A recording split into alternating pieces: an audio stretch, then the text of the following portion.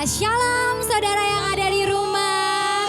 Saya percaya saudara walaupun beribadah di rumah tetap dalam keadaan baik-baik saja dan selalu bersuka cita. Amin. Amin. Haleluya. Kita jumpa lagi dalam ibadah online Yabes Community. Terima kasih buat teman-teman yang sudah menyaksikan ibadah online ini. Biarlah saudara yang ada di rumah boleh tetap bersama-sama beribadah. Mari saudara, sebelum kita mulai, kita mau bersatu di dalam doa. Bapa yang baik, terima kasih Tuhan untuk kebaikan-Mu Tuhan dalam minggu ini. Tuhan, Kau menyertai setiap kami.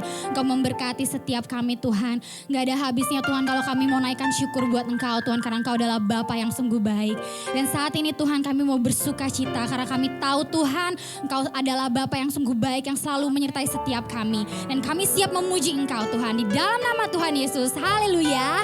Amin. Kita kasih tepuk tangan yang paling meriah buat Tuhan kita. Haleluya. Mari kita sama-sama memuji Tuhan. Kita semua bersuka cita karena Tuhan Amin. Yesus baik. Amin. Amin. Mari terima sukacita surga. Haleluya.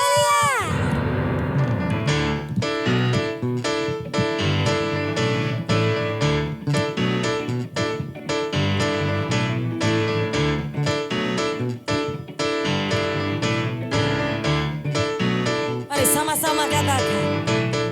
Terima sukacita surga, itulah kekuatan bagi jiwa.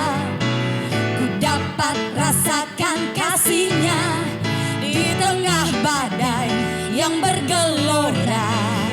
Terima sukacita surga, itulah kekuatan bagi jiwa. Ku dapat saksikan kuasa-Nya, taklukkan badai yang bergelora. Haleluya,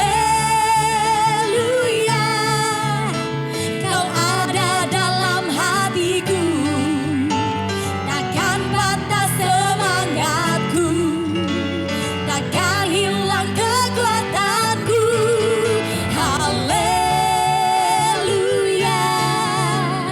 ku mau bersorak bagimu, sukacita surga nyata penuhiku. Kita sama-sama mau bersuka cita. Haleluya.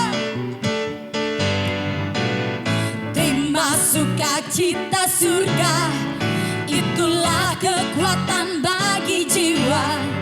Ku dapat rasakan kasih-Nya di tengah badai yang bergelora. Terima sukacita surga, itulah kekuatan bagi jiwa.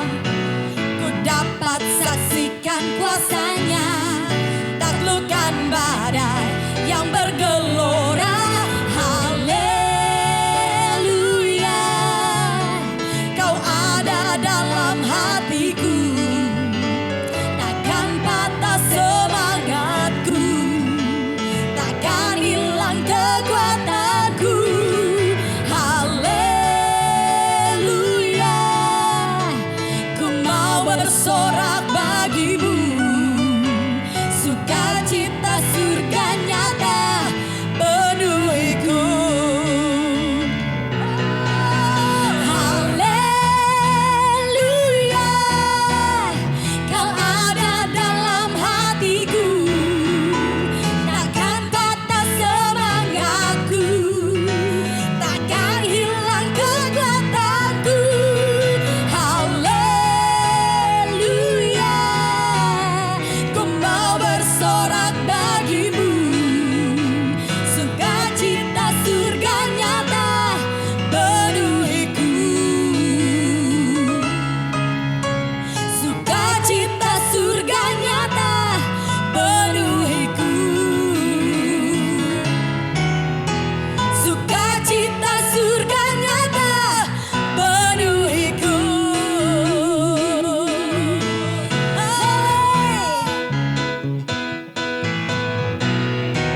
Mari berikan tepuk tangan. Haleluya. Haleluya. Haleluya. Saudara bersukacita, Kasiska Amin. bersukacita. Saya bersuka cita. Sukacita. Haleluya. Baik saudara, mari kita siapkan hati kita untuk mendengarkan firman Tuhan. Terima kasih Tuhan Yesus buat kebaikan-Mu, buat kemurahan-Mu atas setiap hidup kami Tuhan, anak-anak-Mu Tuhan. Engkau tidak pernah meninggalkan kami Tuhan. Dan saat ini Tuhan kami mau datang, kami mau bawa hidup kami. Terima kasih Tuhan.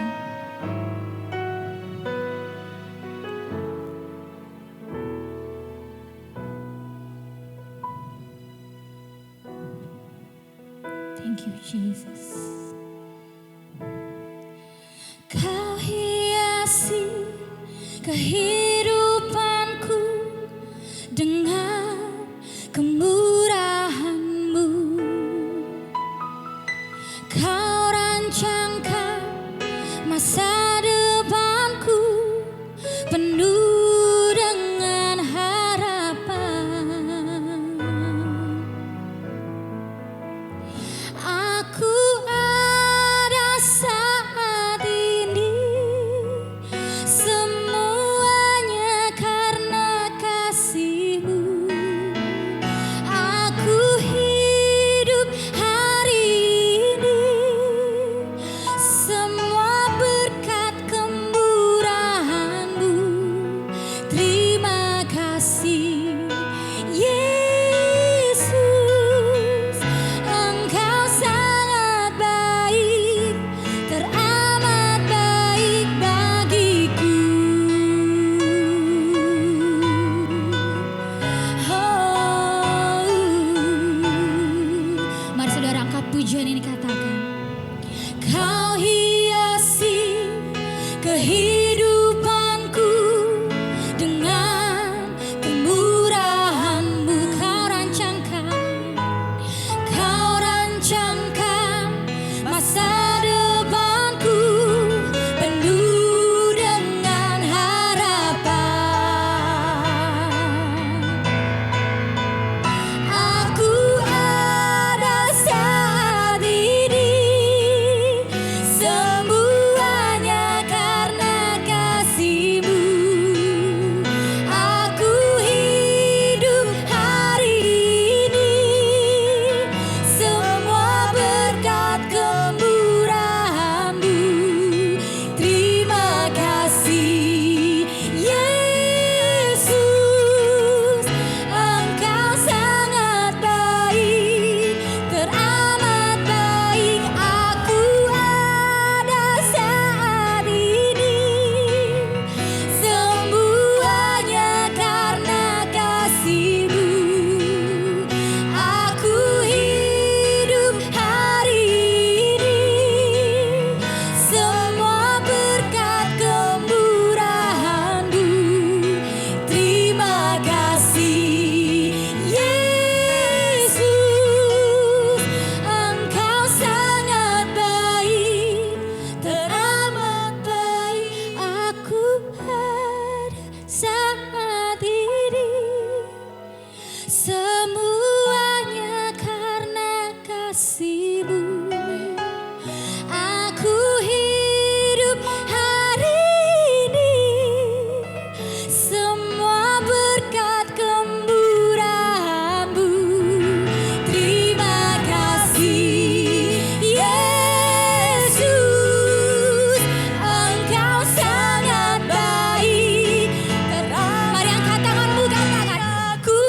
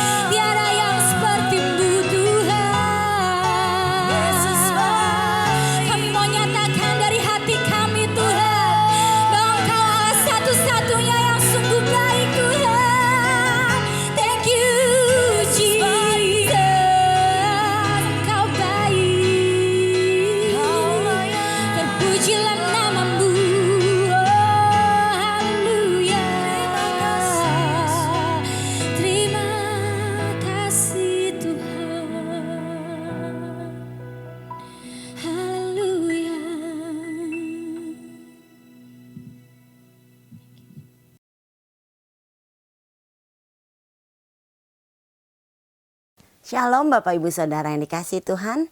Senang sekali kalau pada hari ini saya diberi kesempatan untuk boleh melayani di Yabes Ministry. Saya percaya ini semua karena kasih karunia dan kebaikan Tuhan.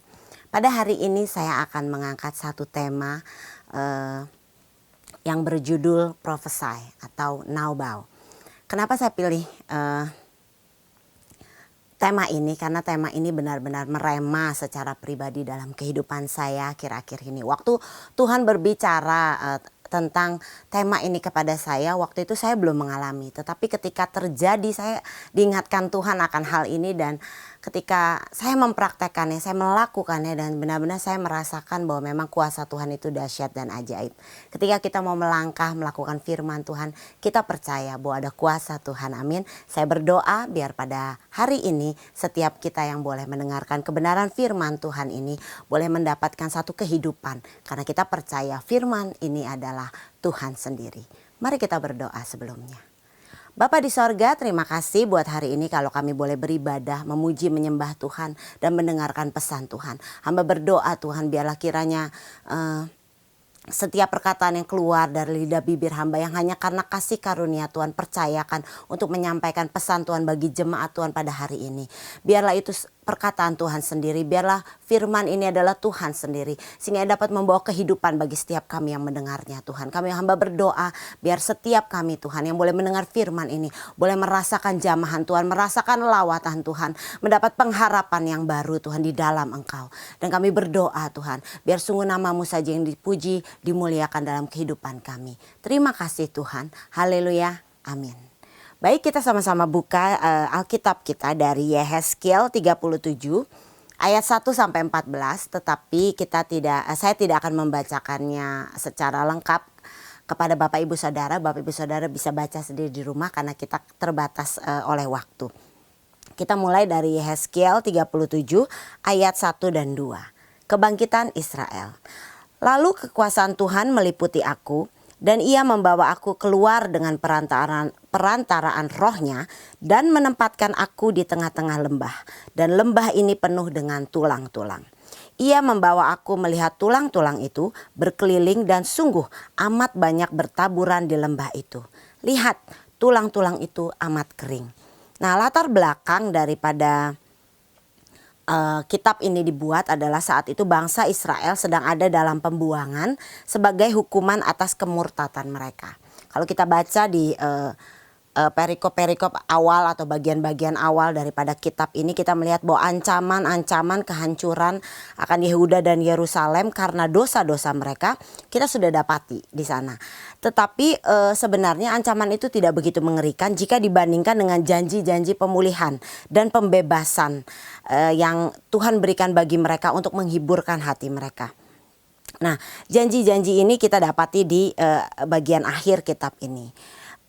Sama seperti ancaman-ancaman kehancuran Yehuda dan Yerusalem digambarkan dengan banyak penglihatan dan perumpamaan. Ini untuk menimbulkan rasa takut yang kudus gitu ya. Bukan takut yang bagaimana, tapi takut yang kudus akan Allah, akan kemahakuasaan Allah, akan keilahian Allah gitu ya. Demikian pula halnya dengan janji-janji pemulihan ini ya, untuk menyemangati iman mereka yang kecil. Oleh kuasa Roh Kudus, Yehezkiel melihat suatu penglihatan, suatu lembah yang penuh dengan tulang-tulang. Nah, ayat 1 dikatakan tadi bahwa lembah itu penuh dengan tulang. Tulang itu buat saya lambang kematian gitu ya. Sebuah harapan yang sudah punah. Bayangkan tulangnya bukan hanya tulang, tetapi tulang yang sudah kering gitu ya. Artinya sudah tidak mungkin lagi ada kehidupan yang mungkin terjadi. Bapak Ibu Saudara, kalau misalnya kita pernah membaca kisah yang dibangkitkan gitu ya misalnya, itu masih kalau buat saya pribadi gitu, itu masih mungkin gitu, karena saya membacanya, saya mendengar kesaksiannya dan mungkin gitu. Tapi kalau saya membayangkan gitu ya, kalau saya mendapat penglihatan seperti ini gitu dari tulang-tulang, rasanya tidak mungkin tulang itu kembali hidup gitu. Bahkan nanti kalau kita baca di akhir daripada kitab ini, tidak hanya sekedar satu orang gitu, tetapi satu pasukan tentara yang begitu besar jumlahnya dari tulang-tulang yang sangat kering. Sebuah tulang itu lambang kematian, lambang ketidakadanya harapan lagi gitu ya. Dan semuanya itu kadangkala disebabkan oleh dosa. Kadangkala ini jadi keadaan yang mungkin kita lihat di sekeliling kita. Kita melihat kehidupan yang rasanya sudah tidak mungkin lagi hidup. Kita tidak bicara kematian secara jasmani, tetapi kematian secara rohani. Mungkin ada keluarga kita atau orang-orang terdekat kita yang begitu mati rohani. Sepertinya kita tuh nggak punya harapan lagi bahwa dia akan dikembali dihidupkan, bahwa dia akan kembali mengalami kebangkitan, pemulihan gitunya. Atau kita menghadapi satu keadaan di mana keadaan ini sepertinya Tuhan ini udah gak ada harapan. Ini udah mati, bisnis kita mungkin mati, pekerjaan kita, pelayanan kita. Sepertinya ya seperti Yehezkiel lihat gitu. Ini seperti kita ada di satu lembah yang menakutkan, yang penuh dengan tulang. Yang kita lihat sekeliling kita itu adalah kematian demi kematian. Dan ini juga menggambarkan keadaan saat ini, bukan? Kita membaca hampir setiap hari berita yang menakutkan gitu, yang mungkin bagaimana kalau ini terjadi, bagaimana kalau saya mengalaminya gitu ya, bagaimana kalau saya terpapar. Atau mungkin ya kita mendengar berita di sekeliling kita, orang-orang yang kita kasih satu demi satu meninggalkan kita. Sepertinya tidak ada harapan, tanda-tanda bahwa keadaan akan membaik juga belum kita lihat gitu. Tetapi pada hari ini kita mau lihat bahwa bagi Tuhan gak ada yang mustahil. Tulang kering sekalipun, di mana tidak ada pengharapan gitu ya. Keadaan yang mustahil, ketakutan, itu Tuhan bisa gantikan. Bagi Tuhan tidak ada yang mustahil. Dan Alkitab juga catat tidak ada yang mustahil bagi orang yang percaya. Nah, di ayat yang ketiga kita lihat ya. Ayat yang ketiga, lalu ia berfirman kepadaku, "Hai anak manusia, dapatkah tulang-tulang ini dihidupkan kembali?" Aku menjawab, "Ya Tuhan Allah, Engkaulah yang mengetahuinya." Di ayat ketiga ini sang nabi gitu ya, Yehezkiel dibuat mengakui bahwa keadaan mereka tuh begitu mengenaskan. Bahwa keadaan mereka tuh sepertinya tidak dapat ditolong lagi oleh kuasa apapun selain kuasa Allah sendiri. Mungkin saat ini keadaan kita sekali lagi seperti ini gitu ya. Sepertinya tidak ada harapan lagi. Mari pada hari ini kita datang kepada Tuhan.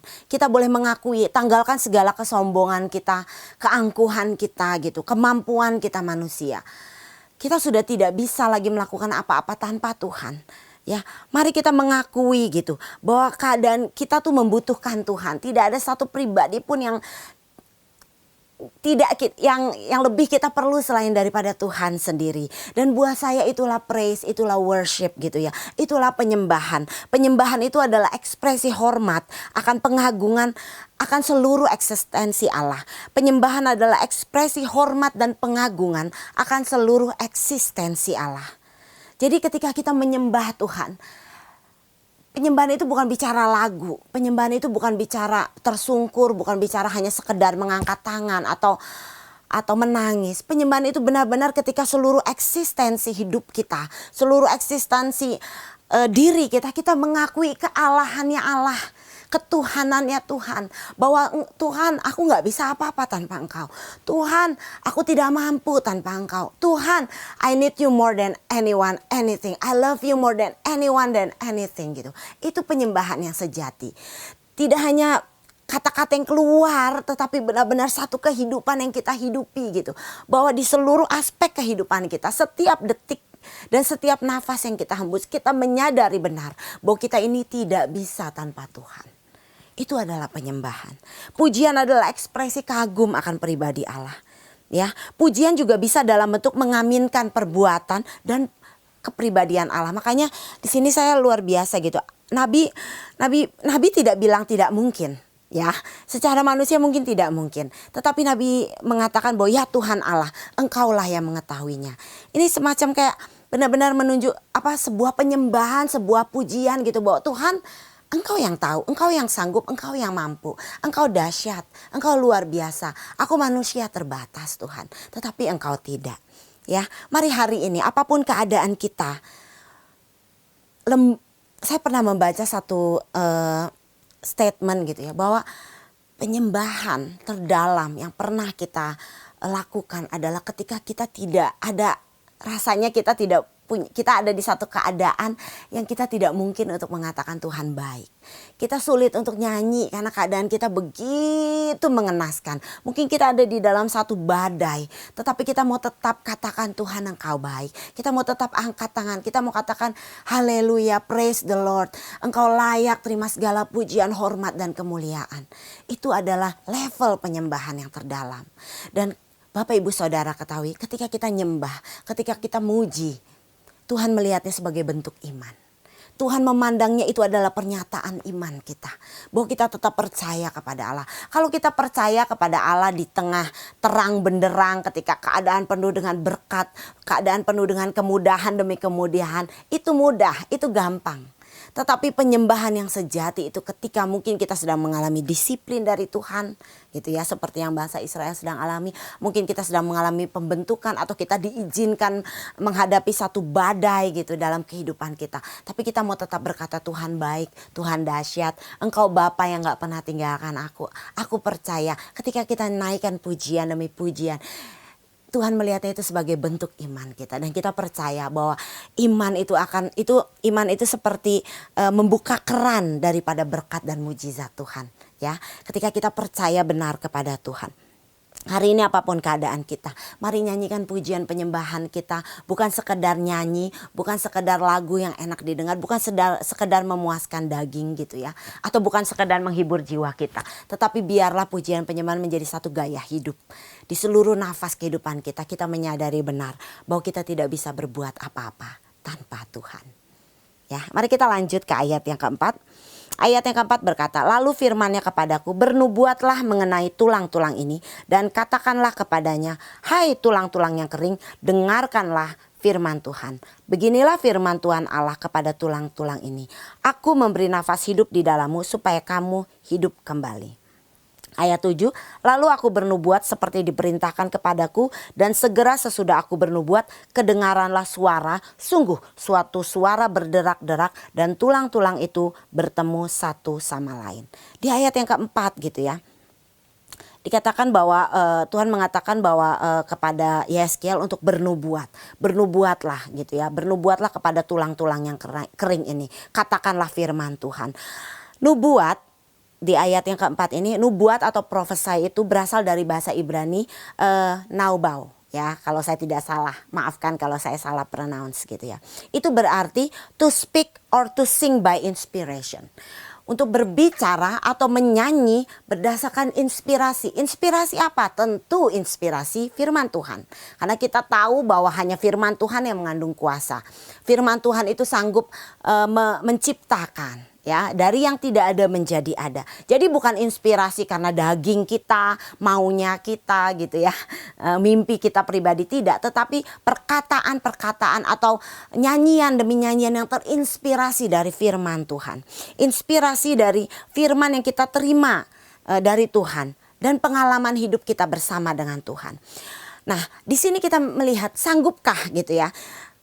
Yeskiel itu patuh melakukan apa yang Tuhan katakan karena dia sanggup melihat dengan mata imannya gitu ya, bahwa tulang-tulang yang kering ini bisa Tuhan bangkitkan, bahkan menjadi satu tentara yang sungguh besar jumlahnya gitu.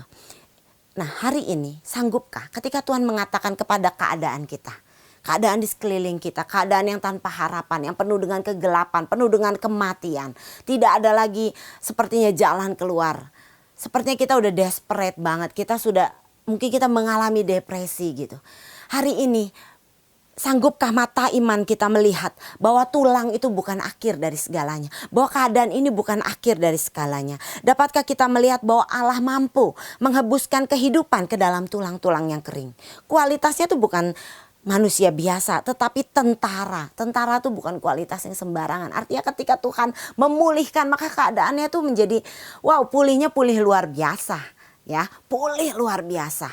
Satu kriteria yang dahsyat sekali. Ketika Tuhan mengerjakan sesuatu, dia nggak setengah-setengah. Sempurna yang Tuhan kerjakan atas hidup kita.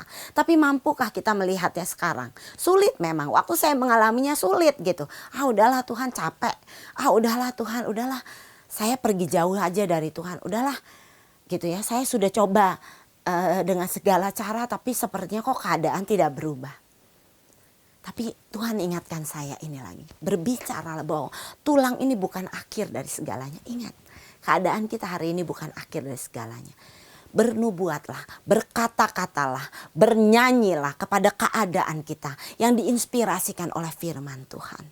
Ada pujian yang bagus kan, yang sedang saya nyanyikan sering akhir-akhir ini gitu ya. Tuhan selalu menolongku, selalu menjagaku, Ia mengenyangkanku dan peliharaku seumur hidupku. Bapak Ibu Saudara, pujian ini luar biasa gitu. Makanya jangan nyanyikan sekedar nyanyikan, tapi hayati benar-benar. Ada firman Tuhan di sana, dikatakan bahwa tidak mungkin Tuhan mengizinkan sehelai rambut kita jatuh tanpa sepengetahuan Tuhan. Apapun yang terjadi dalam hidup kita, itu ada di dalam sepengetahuannya Tuhan. Dan Bapa kita di sorga adalah Bapa yang baik, yang selalu merancangkan rancangan yang terbaik bagi kita. Dia nggak pernah menikmati penderitaan kita. Apapun yang terjadi diizinkan dalam kehidupan kita, itu baik buat kita. Nggak selamanya gitu ya. Disiplin dari Tuhan itu karena Tuhan jahat, tidak. Itu justru baik supaya kita menjadi satu pribadi yang lebih baik, lebih mengalami Tuhan, bisa dipakai Tuhan lebih dahsyat lagi. Mujizat demi mujizat, berkat demi berkat itu dapat Tuhan curahkan secara penuh karena kita siap menerimanya. Ya, atau ketika saat ini mungkin Bapak Ibu Saudara mengalami keadaan di mana orang tua, anak, suami, istri kita mungkin sedang jatuh jauh daripada Tuhan. Nyanyikan pujian ini ya. Saya ingat waktu saya sedang bergumul untuk keluarga saya gitu ya. Rasanya tidak mungkin keluarga saya dipulihkan gitu. Tapi saya ingat saya sering muter-muter gitu ya, pakai mobil nyetir gitu di bilangan Melawai sambil saya bernyanyi gitu. Satu pujian yang Tuhan remakan dalam hati saya yang berkata begini, ketika Tuhan memulihkan keadaan Sion gitu. Saya nyanyikan, saya katakan, yang menabur dengan mencucurkan air mata akan menuai dengan bersorak-sorai.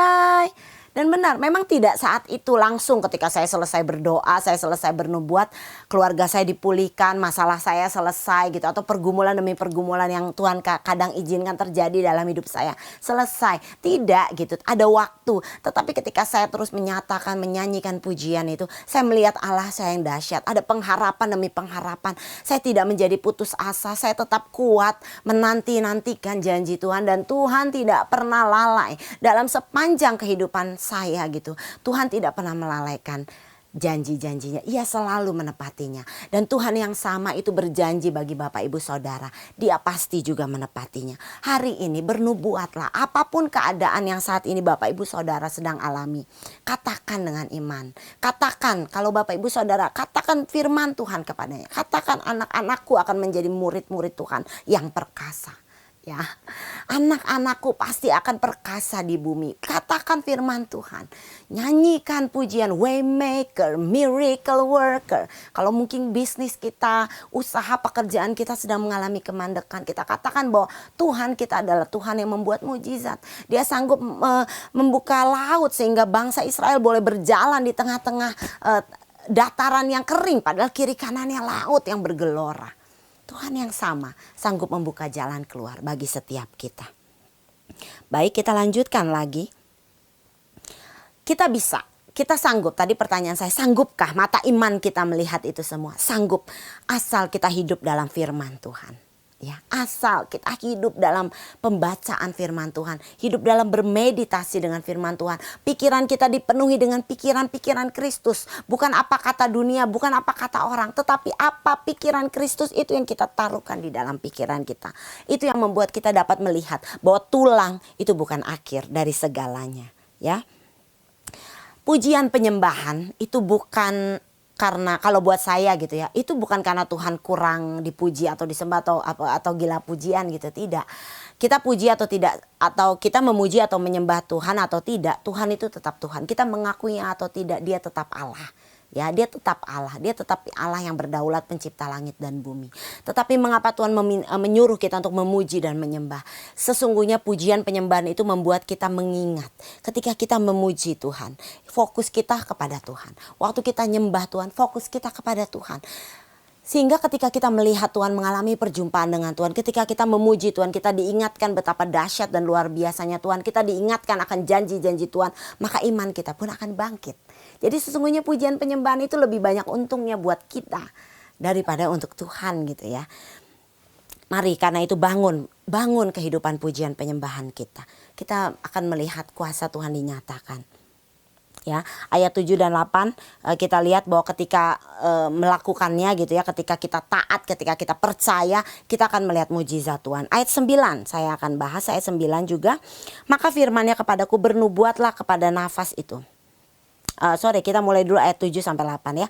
Lalu aku bernubuat seperti diperintahkan kepadaku, dan segera sudah aku bernubuat kedengaran suara. Sungguh suatu suara berderak-derak dan tulang-tulang itu bertemu satu sama lain. Sedang aku mengamat-amatinya, lihat urat-urat ada dan daging tumbuh padanya. Kemudian kulit menutupinya, tetapi mereka belum bernafas. Ya, nah kita lihat di sini ada proses. Waktu kita bernubuat, waktu kita bernyanyi, kita mengatakan firman Tuhan, kita percaya, kita terus menabur dalam doa gitu ya. Saya percaya bahwa memang seperti yang tadi saya katakan tidak instan, tetapi ada proses. Nah, waktu kita menunggu, ya proses waktu kita menunggu itu adalah ujian iman kita. Ya, terbukti iman kita bagaimana respon kita, reaksi kita waktu kita menunggu Allah menyatakan atau Allah mengenapi janjinya atas hidup kita. Ingat, sekali lagi tulang bukan akhir dari segalanya. Walaupun saat ini keadaan belum kelihatannya di belakang layar gitu ya, di depan kita sepertinya belum ada perubahan apa-apa, tetapi ketahui Allah sedang bekerja dalam kehidupan Bapak Ibu Saudara. Ya, di ayat 9.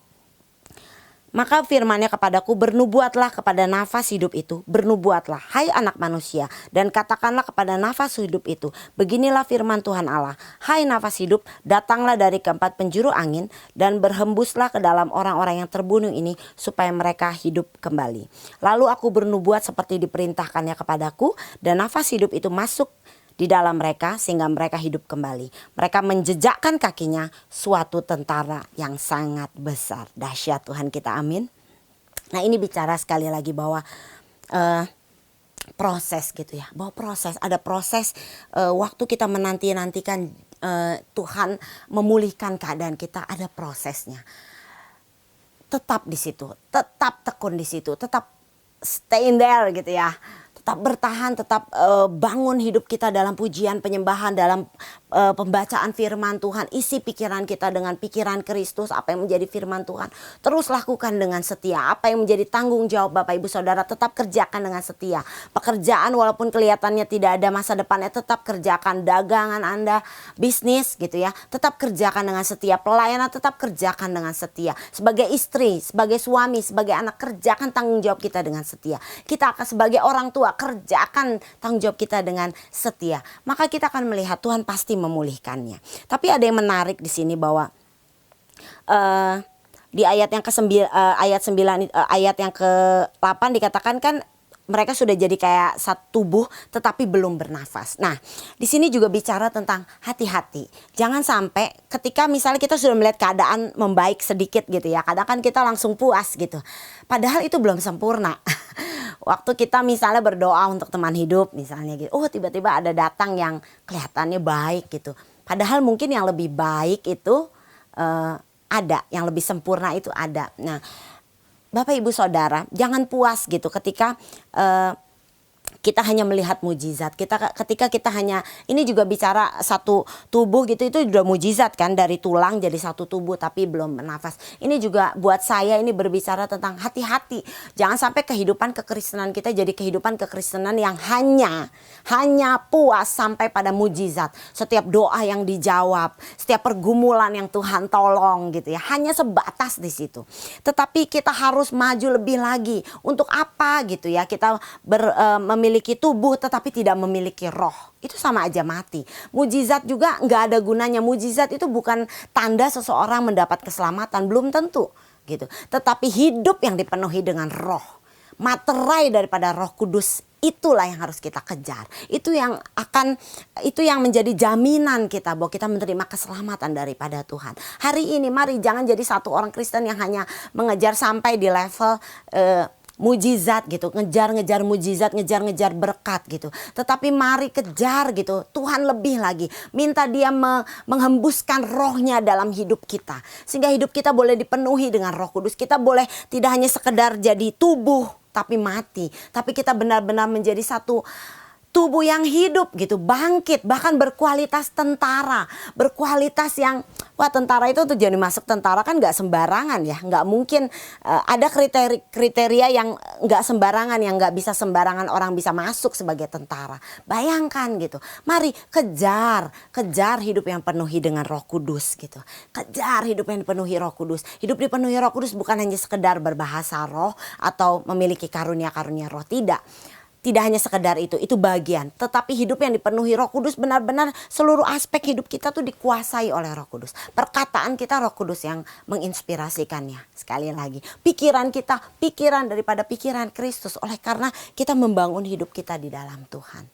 Ya, apa yang kita kerjakan, beban dalam hati kita bukan beban pribadi. Air mata yang kita tangisi bukan masalah pribadi, tetapi beban daripada Allah, beban daripada Roh Kudus, yaitu jiwa-jiwa. Bapak Ibu Saudara, satu pembimbing rohani suami saya gitu, istrinya itu pembimbing rohani saya, dia bilang gini, kalau hidup hanya sekedar suami, istri, anak, dapur, liburan gitu ya, punya branded things, maka hidup itu tuh sepertinya kecil sekali, sepi sekali. Tetapi ingat bahwa kita dipanggil Tuhan untuk boleh menyatakan kemuliaan Tuhan, memberitakan Injil, memberikan harapan kepada mereka yang tidak punya harapan, menghapuskan banyak air mata. Kita dipanggil tidak hanya untuk diberkati oleh Tuhan, tetapi menjadi berkat bagi banyak orang. Hari ini, kalau nanti Tuhan menjawab doa Bapak Ibu Saudara, mujizat Tuhan nyatakan, pemulihan Tuhan nyatakan, bagikan itu, sebarkan itu, ceritakan itu, supaya banyak orang yang mendapat pengharapan yang baru melalui apa yang sudah kita alami. Hidup kita bersama dengan Tuhan, jangan pendam sendiri, jangan lupakan Tuhan. Ketika kita diberkati, bukan gaya hidup kita yang dinaikin, tetapi mari biarlah pemberian kita yang lebih kita tingkatkan. Karena untuk itulah kita dipanggil. Ingat, jangan jadi cuma sekedar Kristen yang mengejar berkat dan mujizat. Tetapi biarlah kita menjadi orang-orang yang benar-benar mengejar panggilan Tuhan. Memenuhi seluruh hidup kita dipenuhi dengan Roh Kudus. Sehingga api yang daripada Roh Kudus itu benar-benar nyamber gitu kepada orang-orang di sekitar kita. Gitu ya. Terakhir ya di ayat yang ke-14. Ayat 14 dikatakan, aku akan memberikan rohku ke dalammu sehingga kamu hidup kembali. Sekali lagi, minta roh Tuhan supaya kita benar-benar hidup. Bukan sekedar tubuh, tapi benar-benar roh kita juga hidup. Dan aku akan membiarkan kamu tinggal di tanahmu. Dan kamu akan mengetahui bahwa aku Tuhan yang mengatakannya dan membuatnya. Demikianlah firman Tuhan. Nah, perkataan bahwa aku ini Tuhan, ya, kalimat mereka akan tahu bahwa aku ini Tuhan. Mereka akan tahu bahwa aku ini Tuhan itu ditulis sebanyak 65 kali. 65 kali kalimat seperti ini gitu ya. Bernada ini itu ditulis di kitab Yehezkiel. Ini menunjukkan bahwa ini hal yang penting. Penting untuk kita menyadari bahwa Allah adalah Tuhan. Dengan menyadari hal itu setiap saat tentu hidup kita akan penuh dengan penyembahan kepada Allah. Dengan menyadari bahwa Allah adalah Tuhan, penguasa tunggal, raja segala raja.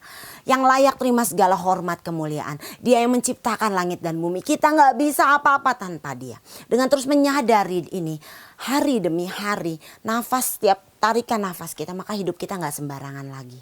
Hidup kita gak mungkin asal-asalan lagi. Hidup kita gak mungkin lagi tanpa arti. Kita pasti mengejar apa yang menjadi kehendaknya Allah gitu ya. Kita tidak melayani dengan cara yang sama lagi. Kita tidak bekerja dengan cara yang sama lagi. Kita menjadi suami tidak akan sama lagi. Jadi istri tidak akan sama lagi. Jadi anak, jadi menantu kita tidak akan sama lagi. Ketika kita menyadari bahwa sesungguhnya kita bukan siapa-siapa, tetapi kita adalah hamba-hamba Allah. Puji nama Tuhan. Kiranya Tuhan Yesus memberkati. Mari kita berdoa. Terima kasih untuk firman-Mu Tuhan. Hamba terbatas secara kata-kata, tetapi hamba tahu bahwa roh-Mu tidak terbatas. Engkau sanggup Tuhan menjamah setiap hati. Engkau tidak terbatas oleh ruang dan waktu Tuhan. Saat ini apapun Tuhan, keadaan Tuhan, setiap kami Tuhan, hamba berdoa di dalam nama Tuhan. Biar firman yang sudah kami dengar ini boleh menjadi satu rema bagi setiap kami. Hamba berdoa Tuhan. supaya setiap kami yang mungkin saat ini sedang kehilangan harapan, sekali lagi kami diteguhkan, dikuatkan, diingatkan bahwa tulang bukan akhir dari segalanya. Buat Engkau Tuhan, tulang bukan akhir dari segalanya. Engkau sanggup melakukan segala sesuatu. Tidak ada yang mustahil buat Engkau, dan tidak ada yang mustahil bagi orang yang percaya. Kami mau terus Tuhan bernubuat, berkata-kata, kami mau menyanyi sesuai dengan inspirasi firman Tuhan yang kami terima dari hubungan pribadi kami dengan Engkau. Kami mau katakan dengan keadaan kami, kami mau Haleluya, Kau ada dalam hatiku.